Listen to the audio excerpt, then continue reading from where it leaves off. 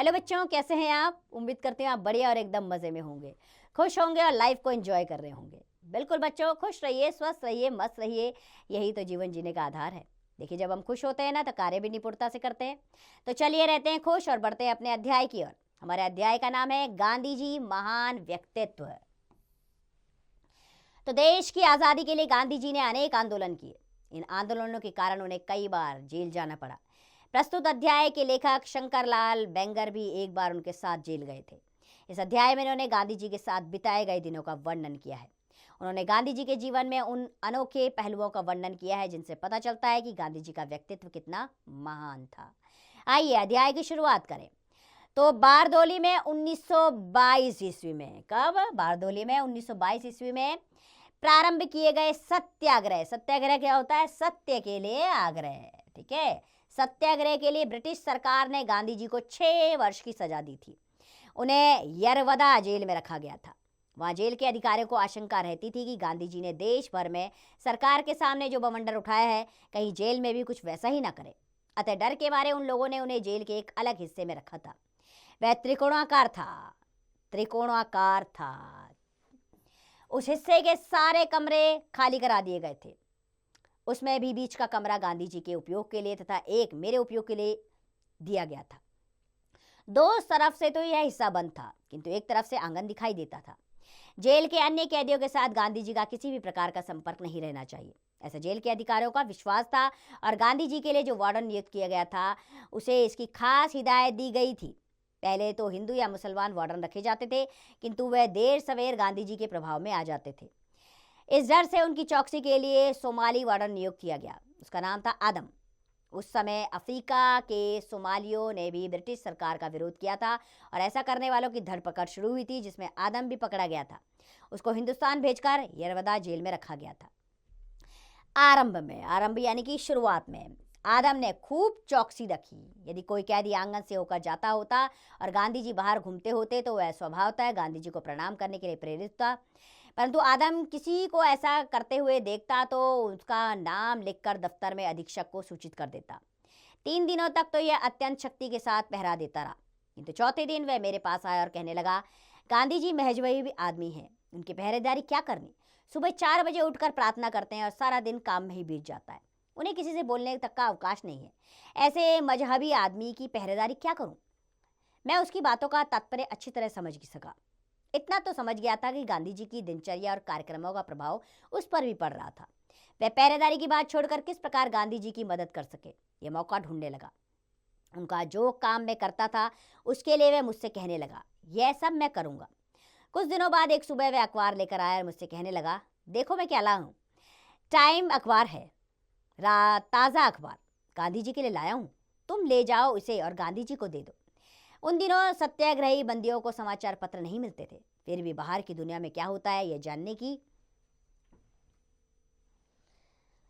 की इच्छा सत्याग्रही कैदियों को रहा करती थी, जो स्वाभाविक भी थी। अतः वह वार्डनों या बाहर जाते कैदियों द्वारा अखबार मंगवाते। आदम को भी इस बात की जानकारी होगी। उसे ऐसा लगा होगा कि गांधी जी को अखबार पढ़ने की इच्छा होती होगी, इस कारण कुछ व्यवस्था कर वह अखबार ले आया। किंतु गांधी जी के विचार तो दूसरे कैदियों से अलग ही थे। उनकी लड़ाई सत्याग्रह की थी और उनके अनुसार यदि कानून या नियमों को भंग भी करना था तो सविनय यानी कि सच्चाई के साथ अनुरोध करना। एक बार सजा होने के बाद जेल के कानूनों को अच्छी तरह मान लेना चाहिए, वे ऐसा कहते थे। उनका कहना था कि यदि इन नियमों को नहीं मानना है तो स्पष्ट विरोध करना चाहिए। चोरी से लुक छिपकर कायदे कानून का विरोध तो हो ही नहीं सकता। अतः आदम द्वारा लाया गया वह अखबार गांधी जी नहीं देखेंगे, यह तो मैं पहले ही जानता था। मैंने यह सब बात आदम को समझाई थी, परंतु यह बात उसके दिमाग में बैठी नहीं। कहने लगा, तुम नहीं दे सकते हो तो मैं दे दूंगा। इतना कहकर वह सामने के कमरे में गया और गांधी जी के सामने हाथ जोड़कर हाथ में अखबार दे दिया। गांधी जी ने प्रश्न सूचक यानी कि प्रश्न पूछने की दृष्टि नजर से उसकी ओर देखा और पूछा, आदम यह क्या है? आदम हंसकर कहने लगा, महाराज अखबार है, ताज़ा अखबार तुम्हारे लिए लाया हूँ, देखो। गांधी जी ने तुरंत उत्तर दिया, यह अखबार मैं नहीं देख सकता, यह बात कानून के खिलाफ है, तुम वापस ले जाओ। आदम उन्हें समझाने लगा, ताज़ा अखबार है, सब लोग अखबार देखना चाहते हैं, आपके लिए बड़ी मुश्किल से लाया हूँ। गांधी जी ने कहा, यह सब मैं समझता हूँ, लेकिन कानून के खिलाफ है, इसलिए मैं नहीं देख सकता। तुम इसे ले जाओ, नहीं तो मुझे शिकायत करनी होगी। आदम निराश हो गया, कुछ घबराया भी। वह गांधी जी के पास से आकर मुझसे कहने लगा, महाराज कहते हैं कानून के खिलाफ है। किसका कानून? सरकार तो बुरी है, बुरी सरकार के कानून का ख्याल क्या करना। लेकिन गांधी जी मजहबी आदमी हैं, वे हमारी बात नहीं सुनते हैं, आप उन्हें समझाएं। मैंने कहा, मुझसे यह काम नहीं हो सकेगा। गांधी जी ऐसी बातें कभी सुनेंगे भी नहीं, उल्टे मुझसे भी नाराज होंगे। इससे वह दुखी हुआ। इतना अधिक जोखिम उठाकर लाया गया अखबार फाड़ डाला जाए या जला दिया जाए, यह उसे अच्छा नहीं लगा। किसी भी तरह गांधी जी वह अखबार देखें तो उसकी मेहनत, उसका साहस सफल हो जाए। अतः वह मन ही मन विचार करने लगा। फिर कोई युक्ति सूझी, युक्ति यानी कि फिर कोई उपाय सूझा उसके दिमाग में। तो वह उठकर गांधी जी के पास गया और कहने लगा, आप तो बहुत बड़े मजहबी आदमी हैं, आप अखबार नहीं देखेंगे? लेकिन हमको यहाँ जेल में आए काफ़ी दिन गुजर गए हैं, हमारे मुल्क का क्या समाचार है यह देखो और हमको सुना दो। आदम की यह बात सुनकर गांधी जी को हंसी आ गई। वह समझ गए कि अखबार पढ़ाने की यह अच्छी युक्ति है, लेकिन फिर उन्होंने सोचा कि इसका इतना अधिक आग्रह है तो नाराज नहीं करना चाहिए। उन्होंने अखबार पढ़ा और सोमाली लैंड में जो लड़ाई चल रही है उस विषय को जो समाचार में छपा था उसे सुनाया। इससे आदम बड़ा खुश हुआ और तुरंत बाहर आकर छोटे बालकों की तरह हंस हंस कर कहने लगा, देखा गांधी जी ने अखबार पढ़ा, मैंने उन्हें कैसे मनाया। इसके बाद तो आदम की गांधी भक्ति दिन प्रतिदिन बढ़ती चली गई। गांधी जी के छोटे बड़े सभी काम आदम भक्ति के साथ करने लगा। सुबह सुबह जल्दी उठकर 4 बजे गांधी जी के लिए गर्म पानी वे तैयार कर देता। उसके बाद वह गांधी जी की प्रत्येक प्रवृत्ति में रस लेने लगा। गांधी जी का भी उससे अब अत्यधिक प्रेम हो चुका था। एक दिन गांधी जी ने सोचा कि यह हिंदुस्तान में रहता है तो इसे उर्दू भी सीख लेनी चाहिए। अतः उन्होंने उसे उर्दू सीखने के लिए कहा। आदम ने भी यह बात मान ली और गांधी जी से उर्दू सीखने लगा। गांधी जी भी उन दिनों उर्दू का अभ्यास कर रहे थे, अतः उन्हें भी इस कार्य में रस मिल रहा था। थोड़े महीने इस प्रकार बीते। फिर सूत काटने के अधिक श्रम से गांधी जी की आंखें दुखने लगी। डॉक्टर ने आराम करने के लिए कहा। सुबह जल्दी उठकर सारे काम करने के बदले कम काम करने की सलाह दी, परंतु गांधी जी ने एक भी बात स्वीकार नहीं की। गांधी जी की आंखों में अत्यंत पीड़ा थी, जिसका आदम को बहुत दुख था। अतः वह उन्हें कम काम करने के लिए समझाने लगा। गांधी जी ने भी उसकी बात सुनी और कहा, देखो भाई आदम, यह सूरज अपना काम कभी छोड़ता नहीं, ठीक समय पर निकलता है और सारे संसार को रोशनी देता है, तो हम अपना काम कैसे छोड़ें।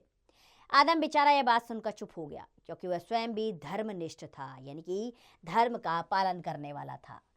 नियमानुसार यानी कि नियम के अनुसार नमाज पढ़ता था। इस दलील का असर उस पर पड़ा। फिर वह सोचता था कि यदि गांधी जी का काम कुछ कर दे तो अच्छा। थोड़े दिनों बाद तबीयत कुछ अधिक बिगड़ी तो गांधी जी ने खाना कुछ कम कर दिया। वे रोज 4 रोटियां लेते थे, तो अब उन्होंने 2 ही देने को आदम से कहा। आदम उनको देखता ही रह गया और बोला, महाराज सूरज अपना काम छोड़ता नहीं, तब आप रोटी कैसे कम कर सकते हैं। आदम की बात की यह दलील सुनकर गांधी जी हंस पड़े। इस परदेसी को भी गांधी जी के प्रति इतनी श्रद्धा थी। आदम की सेवा से गांधी जी खुश थे और उनके प्रति वे क्या कर सकते थे यह सोचा करते थे।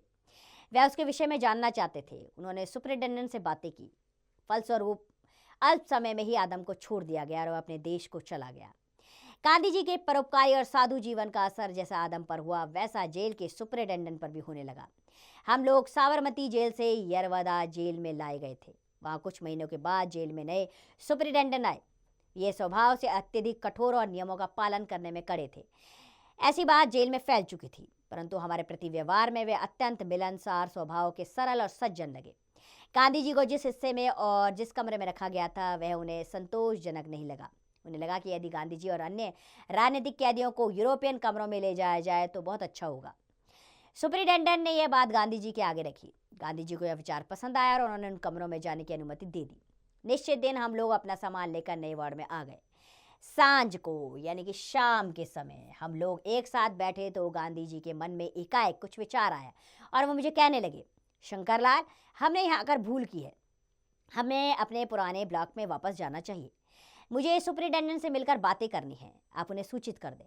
गांधी जी की यह बातें सुनकर मुझे बड़ा आश्चर्य हुआ और खेद भी। मैं कुछ समझ नहीं सका, अतः मैंने पूछा, बापू ऐसा क्यों कहते हैं, यहाँ रहने से क्या आपत्ति है।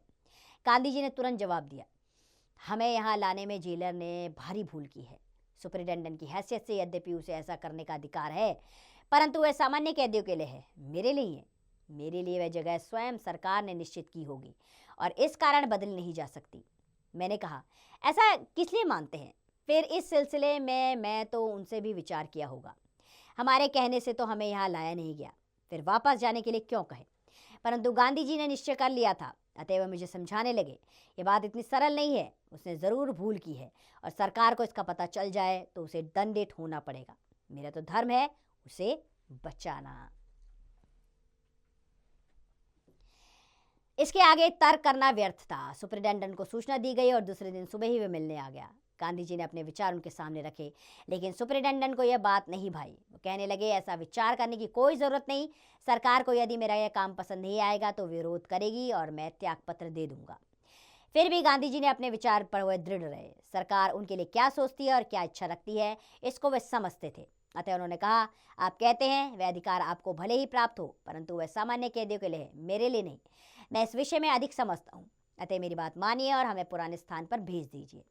गांधी जी ने देखा कि यह जेलर जिद्दी है, जिद्दी यानी कि बहुत जिद करने वाला है और यह नहीं मानेगा। तब उन्होंने कहा, आपका मेरे प्रति जो स्नेह है उसे मैं समझता हूँ, आभारी भी हूँ। आपके कथानुसार मुझे कार्य करने की इच्छा भी है, पर सरकार की इच्छा क्या है यह आप जान ले तो अच्छा है। हमें अभी वापस जाने दें और फिर आप होम मेंबर के साथ बातचीत करें।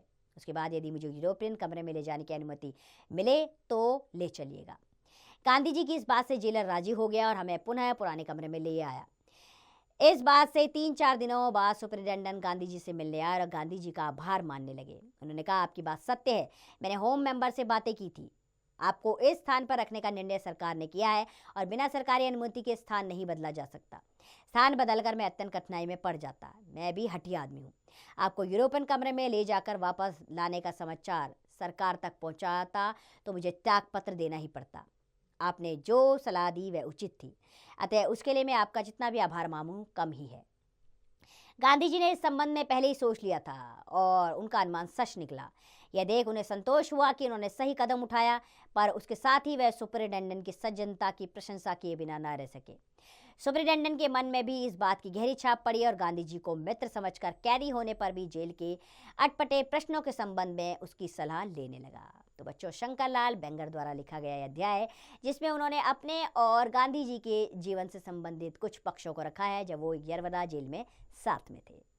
आइए अब पाठ से संबंधित प्रश्नोत्तर की ओर चलते हैं। वस्तुनिष्ठ प्रश्न है, पहले सही विकल्प चुनना है। इसमें पहला वाक्य है, गांधी जी के साथ जेल जाने वाले लेखक का नाम था शंकरलाल बेलर, यानी कि दूसरा विकल्प सही है। इसी प्रकार जो है बाकी के भी प्रश्नों के सही विकल्प आप स्वयं ढूंढिएगा। अगले प्रश्न पर आते हैं। रिक्त स्थान भरना है। पहले तो हिंदू या डैश वार्डन रखे जाते थे, हिंदू या मुसलमान वार्डन रखे जाते थे, तो आप यहाँ लिख देंगे मुसलमान। ठीक है, इसी प्रकार बाकी के रिक्त स्थान आप स्वयं पूर्ण कीजिएगा।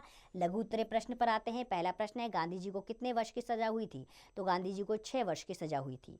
बाकी के प्रश्नों के उत्तर स्वयं दीजिएगा बच्चों। दीर्घ उत्तरीय प्रश्न पर आ जाते हैं। जेल के अधिकारियों को क्या आशंका थी?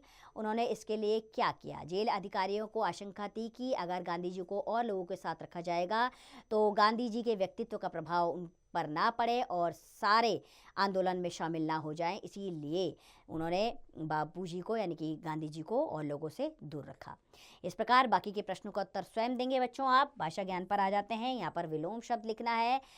जैसे अवकाश का विलोम क्या होता है ये आप लिखेंगे। स्वाभाविक का क्या होता है? मिलनसार का क्या होता है? मिलनसार का अर्थ क्या होता है बच्चों? मिलनसार का अर्थ होता है मिलने जुलने वाला। तो मिलनसार का विलोम क्या होता है ये आप बताएंगे। विरोध का विलोम क्या होता है? अवरोध। इस तरह आप बाकी के शब्दों के विलोम शब्द लिखिएगा। अब उदाहरण के अनुसार लिखना है। जैसे त्रिकोण, तो इसका लिखेंगे त्रिकोणाकार। चित्र, तो चित्रकार। ठीक है, इस तरह कार प्रत्यय लगा लेंगे, चित्रकार। इसी प्रकार बाकी के भी शब्दों को बनाइएगा आप स्वयं।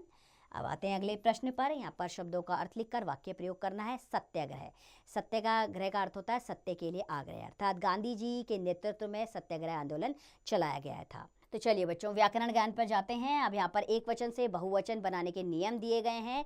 जाति वाचक, व्यक्तिवाचक, भाववाचक, ये किस प्रकार इसके ज़रिए आप बहुवचन में बदल सकते हैं ये बताए गए हैं। यहाँ पर एक वचन से बहुवचन बनाने के नियम हैं, इन्हें आप भली प्रकार पढ़िएगा, ज़रूर करिएगा इसको। आइए अगले प्रश्न पर आ जाते हैं हम, रचनात्मक कार्य पर। तो रचनात्मक कार्य पर क्या करना है आपको? गांधी जी के जीवन से प्रेरणा लेकर उनके द्वारा बताए गए मार्ग पर चलने का प्रयास कीजिए। गांधी जी के जीवन की किसी एक विशेषता को संपूर्ण जीवन अपनाने का संकल्प लीजिए। बिल्कुल बच्चों, गांधी जी के जीवन से आपको प्रेरणा लेनी चाहिए। एक विशालकाय जन समूह किस प्रकार क्रांति की आग में जल पड़ा था गांधी जी के द्वारा, यानी कि उनके बताए रास्ते पर पूरा भारत चल पड़ा था। तो ऐसे व्यक्तित्व के धनी थे गांधी जी। आप भी उनके जीवन से प्रेरणा लें और आप भी एक मधुर और सत्यवादी जीवन जिए। उम्मीद करती हूँ ये पाठ आपको अच्छा लगा होगा। तो खुश रहिए, स्वस्थ रहिए, मस्त रहिए और इसका अभ्यास करते रहिए।